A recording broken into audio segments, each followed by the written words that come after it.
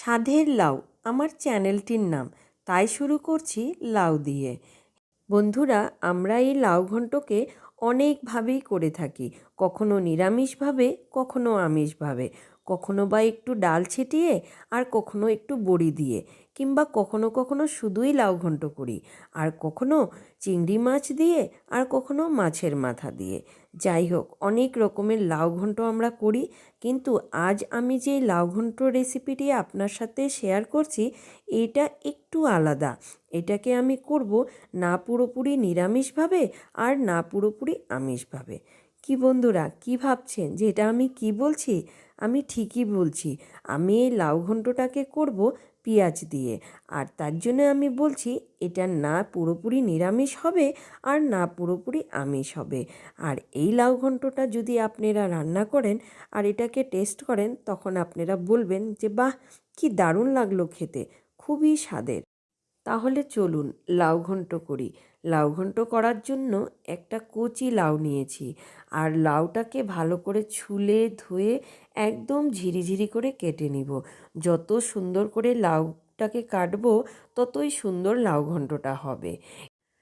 লাউ কাটা হয়ে গেছে, এখন একটা কড়াই চাপিয়ে দিব, আর কড়াই গরম হয়ে গেলে ওর মধ্যে দিয়ে দিব সর্ষের তেল। তেল যখন গরম হয়ে গেল, তখন ওর মধ্যে দিয়ে দিলাম খানিকটা জিরে আর শুকনো লঙ্কা।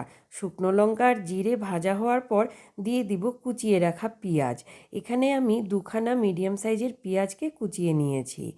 এভাবে পেঁয়াজ দিয়ে লাউ ঘন্ট এক ব্যাপার বাড়িতে খেয়েছিলাম, খাওয়ার পর মুখে লেগে আছে, তাই ভাবলাম এটা রেসিপি আপনাদের সাথে শেয়ার করি। এরপর দিয়ে দিলাম পেঁয়াজের মধ্যে 4টা কাঁচা লঙ্কা। লঙ্কাগুলোকে একটু ফেলে দিয়েছি। আপনারা কিন্তু লঙ্কা সম্পূর্ণ আপনাদের হিসাবে দিবেন, যতটা আপনারা ঝাল খেতে চান। এই লঙ্কাগুলো বেশি ঝাল নয়, তাই আমি দুটো ছোট কাঁচা লঙ্কাকে আদার সাথে একটু থেতো করে নিয়েছি। এবার সবগুলোকে মিশিয়ে একটু ভেজে নিব। অল্প একটু ভাজা হওয়ার পরে এর মধ্যে দিয়ে দিব অল্প একটু হলুদ আর 1 চামচের মতন জিরের গুঁড়ো। হলুদের পরিমাণটা কম দিব, কারণ লাউয়ের মধ্যে খুব বেশি হলুদ ভালো লাগে না। এইবার সবগুলোকে ভেজে নিব। কিছুক্ষণ ভাজার পর এর মধ্যে দিয়ে দিচ্ছি লাউগুলোকে, যেই লাউগুলোকে একদম ঝিরিঝিরি কেটে রেখেছিলাম। এবার লাউ দেওয়ার পরে ব্যাস এটাকে নাড়াচাড়া করব, আর ভালো করে মিশিয়ে নিয়ে ঢাকা দিয়ে দিব। ঢাকা দিয়ে এটাকে আমরা কম আঁচে সেদ্ধ করে নিব। লাউয়ের মধ্যে কিন্তু আমি এখন লবণ দিচ্ছি না, কারণ লবণ দিলে লাউয়ের মধ্যে জল ছেড়ে দিবে, আর জল ছেড়ে দিলে আবার লাউটাকে শুকাতে অনেক সময় লেগে যাবে, তাই লবণ ছাড়াই ঢাকা দিয়ে দিলাম। কিছুক্ষণ পরে খুলে দেখে নিচ্ছি। দেখেন কি সুন্দর লাউটা মজে গেছে। বলেছিলাম না, একদম কচি লাউ, আর কচি লাউ হলে পরে এভাবেই মজে যায়। আর দেখুন লাউয়ের পরিমাণটাও কমে গেছে। এরপর আমরা আন্দাজ মতন লাউয়ের মধ্যে লবণ দিয়ে দিব, আর লবণ দেওয়ার পর আর ঢাকার দরকার নেই, বাস এভাবেই খোলাই আমরা নাড়াচাড়া করে রাঁধতে থাকবো।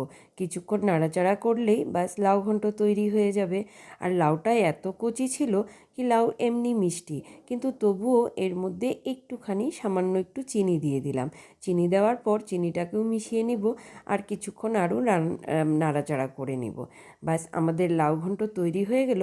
শেষে একটু ধনেপাতা দিয়ে এটাকে আমরা ফিনিশ করে দিব। এরপর আমাদের লাউ ঘন্ট খাওয়ার জন্য একদম তৈরি হয়ে গেল। তাহলে বন্ধুরা, বলেছিলাম না আপনাদেরকে কি, নাই আমিষ না নিরামিষ, একদম হাফ নিরামিষ লাউ ঘন্ট তৈরি করলাম। খুবই স্বাদ লাগবে। যে কোনো নিরামিষ দিন ছাড়া এই লাউ ঘন্টটাকে আপনারা ট্রাই করতে পারেন, আর খেয়ে দেখবেন। যদি ভালো লাগে তাহলে কিন্তু আমার এই ভিডিওটাকে অবশ্যই লাইক করবেন। আর বন্ধুরা, আপনাদের কাছে একটা অনুরোধ রইল, যেহেতু আমি চ্যানেলটা নতুন শুরু করেছি, আপনাদের কিন্তু সহযোগিতার আমার খুবই প্রয়োজন। তাই কিন্তু আমার চ্যানেলটাকে সাবস্ক্রাইব করতে ভুলবেন না।